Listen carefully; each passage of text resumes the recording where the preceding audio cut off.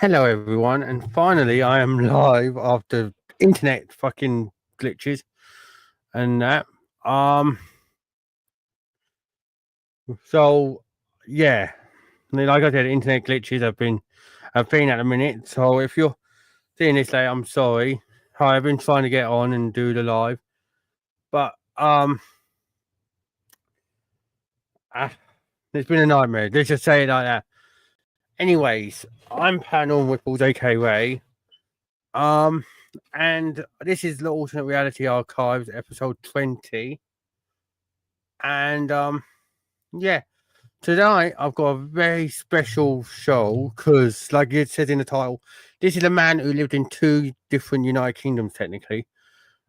Because he's I know I go into detail, but before I go into detail about the bloke who lived this, make sure you do this: like, subscribe, turn on the notification bell, all that good stuff. But yeah, have you ever like woken up from like a sleep or like all that, and then you just felt like, good, Daniel and I, mate. So have you ever woken up from a sleep, like, and you felt like something was off, like you've gone down like a street you've gone down millions of times, but this one time you've woken up from this sleep, you've looked at it and you've gone, this is shorter than I remembered. This ain't where it leads out. This ain't the right.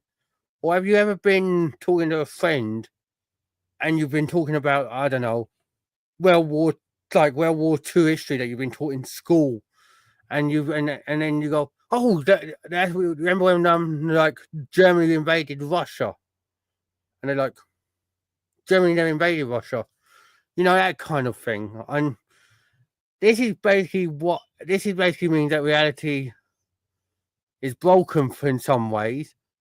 So tonight I'm going to be talking about this guy called Thomas Eldridge, in the UK, and he's a retired history teacher. Yes, this is going to be a pretty key thing here, history, and he remembers a different UK to what we remember. He remembers one which has no royal family. Yeah, so basically the royal family were like fled in the World War II. They fled in World War II. We had the capital of England, which was London. Well, where is London? I'm going to say, I said was London, because for him, he remembers it not being London. He also remembers that English wasn't the predominant language for all of us. It was Welsh.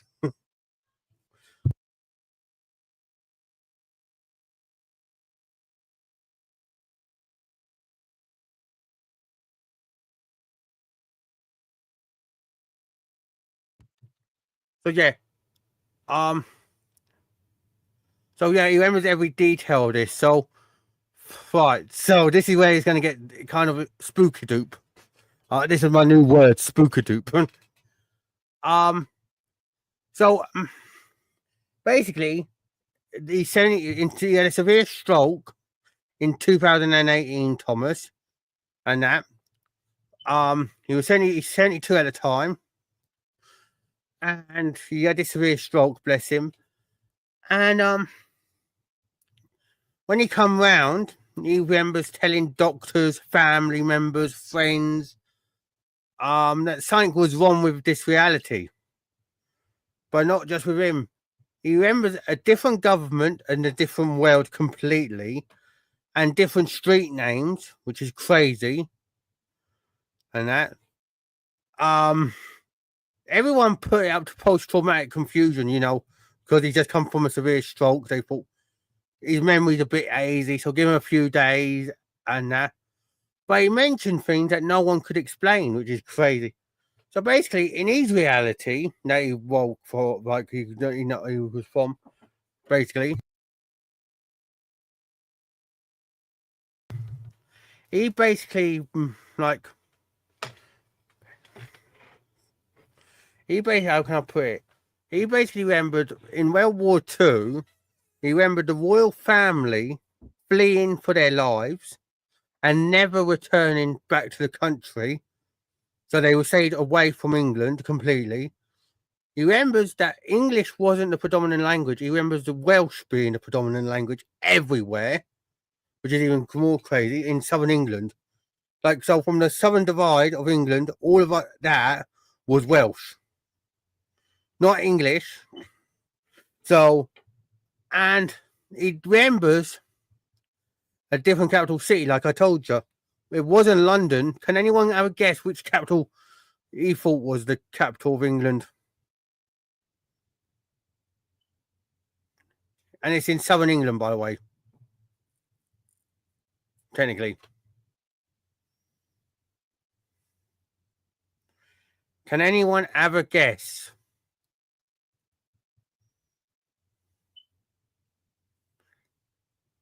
And like I said, hello, Daniel. Hope you're all right, mate. And yeah, if you're watching, if anyone's watching, let me have a guess at what capital he thought was the capital. Like I said, from his reality, it weren't London. So what was the capital to him? If Welsh was a predominant language, what was the capital for him, do you think?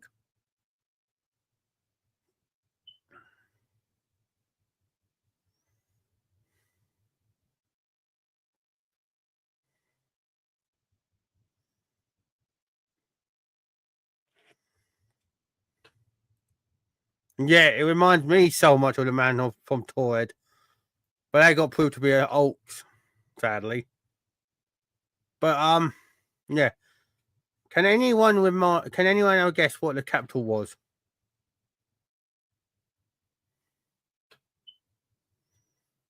And I'll give you a clue.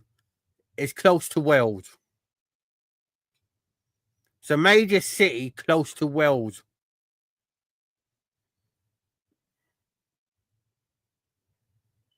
Funny enough, today, HMS, one of the Falkland War's ships that fought in the Falklands War with this name was was sold and sent to Turkey to be scrapped today. So, can you have a guess of what this capital was? Begins with B. If you want another clue. Begins with B.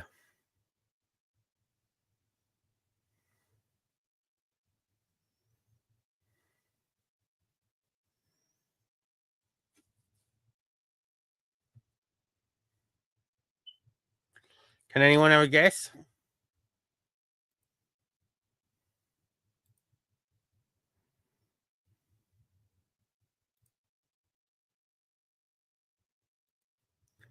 I'll give you another couple of seconds to have a guess.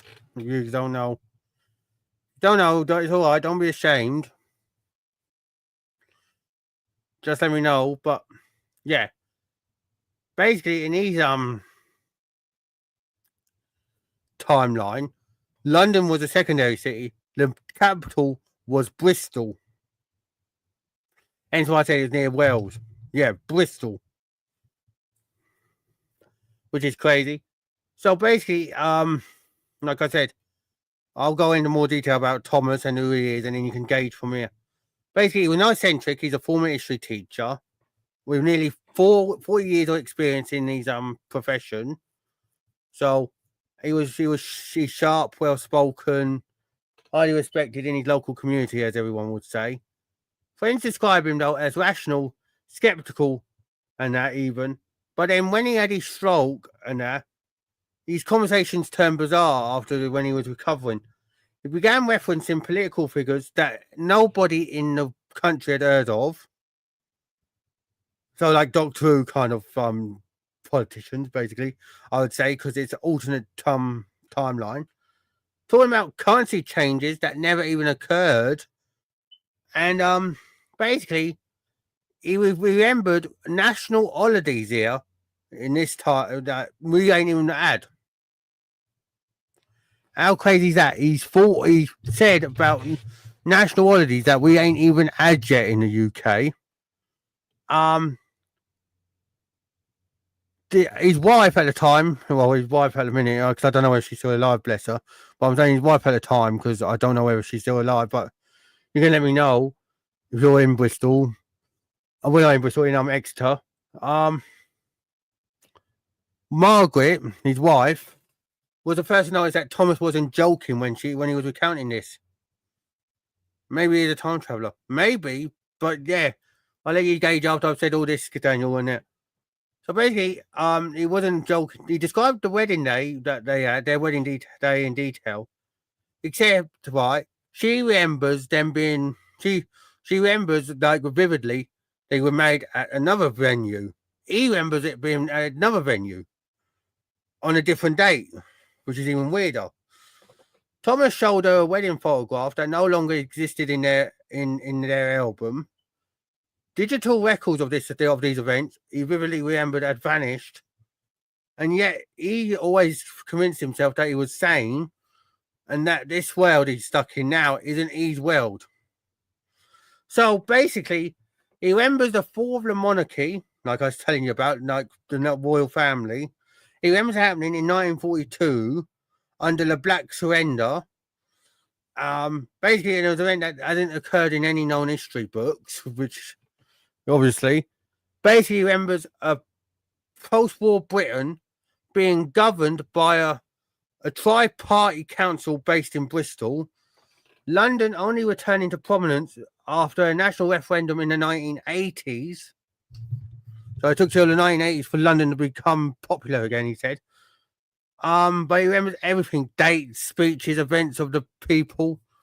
He also remembers that the use of different coins and banknotes at the time, leaders no one ever heard of, including a prime minister known as Wallace Greig.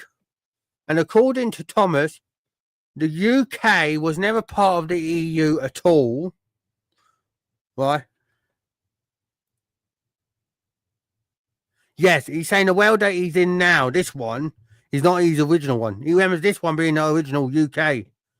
So basically, he remembers that when the UK went into the EU after the war, when we first went in, he doesn't remember that, and that we were never a part of it, but we were part of something called the Atlantic Federal Assembly, which was headquartered in Dublin, Ireland. And he said, when asked why he knows all this stuff, he goes, because I lived it. That's it. He lived it. So basically, this is where it gets even more crazy. Researchers have been trying to debunk him and verify his claims as well. And anomalies were indeed found, but nothing conclusive. The archived BBC broadcast logs back in 1973 have contained several unexplained blank spots, as if something has been scrubbed. Even more strangely, this is the strange part, a library card in Exeter, which is where he lives, was registered under Wallace Greig, right, which was registered under the Wallace Greig, who was the Prime Minister, he said, was found to have been issued back in 1991, but when library staff checked, the card number didn't match any others in the known system, and that the entry disappeared from the digital archives days later. So,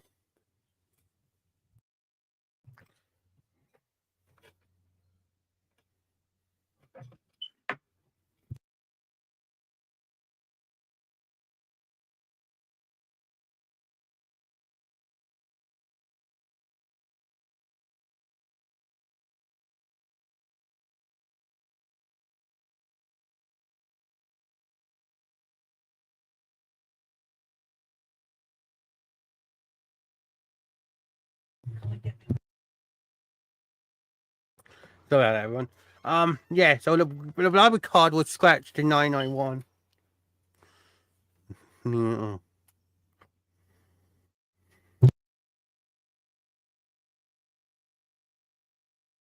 Sorry, everyone. So yeah, the Wallace Greig library card was issued, and it was found to have been issued in 1991. But the card doesn't match any in the system, which is weird. Old newspapers, school records, electoral rolls have turned up as inconsistencies. Names that Thomas has sworn where household figures appeared nowhere. Yet local archivists noted that certain newspaper clippings have seemed. Yeah, I've heard that. But that could be down to something that I'm going to say after.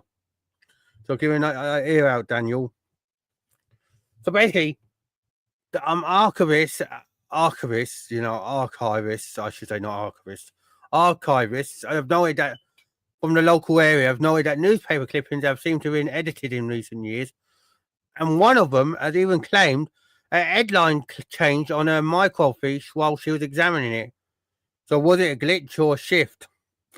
So while she was looking at it under detail, it just changed. So now this is where it gets even more weird, everyone.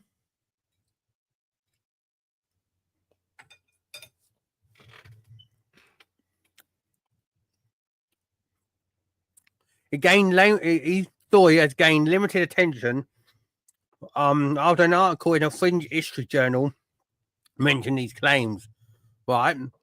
And this is where it gets even more crazy. People began to reach out. There's a woman in Cardiff, yes, Cardiff, funny enough, that remembers a different national anthem than God Save the King and God Save the Queen. I'm saying both because, you know.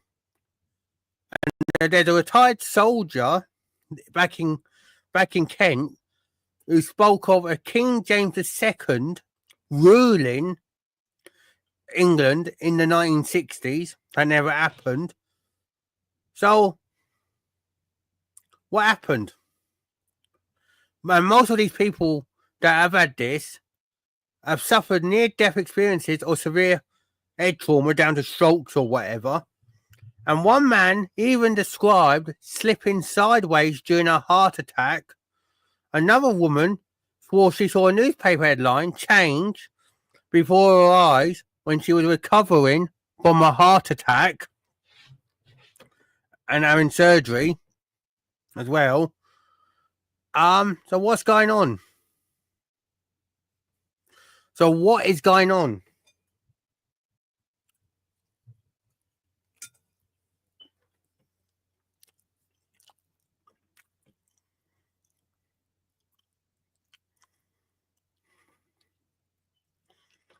People think that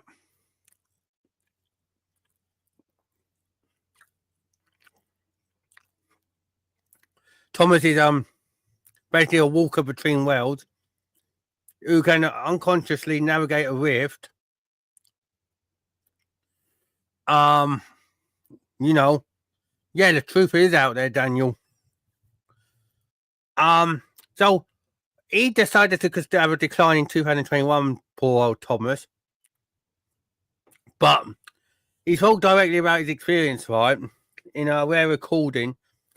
And he remembers seeing the paper and hearing the speech that we celebrated Constitution Day and not Coronation Day. And he said he remembers walking those streets. He remembers the memories of his having weight and that they were there. He also remembers that they have texture. But he also says that none of us remember it except him. So he's saying which of the realities is wrong. He's also saying, I'm not saying, and he's also said that he's not saying that our world is fake. He's just saying it's not the one that he knew of. And he thinks that someone's pushed him or something's pushed him into this world. And he said maybe if he's lucky, right? Yeah, they do, Daniel. And he's saying that if he's lucky that they'll find his way back. But, so, right. So let's just go back over this, right? And let's see if he's right. Let's entertain the theory that he's right. So just for a moment, let's say that Thomas is telling the truth, everyone. That in that hospital bed in Exeter after he had his severe stroke, his consciousness slipped from one reality into another. So what does it mean for the rest of us? Does it mean that we are all stuck in the timeline we were born into?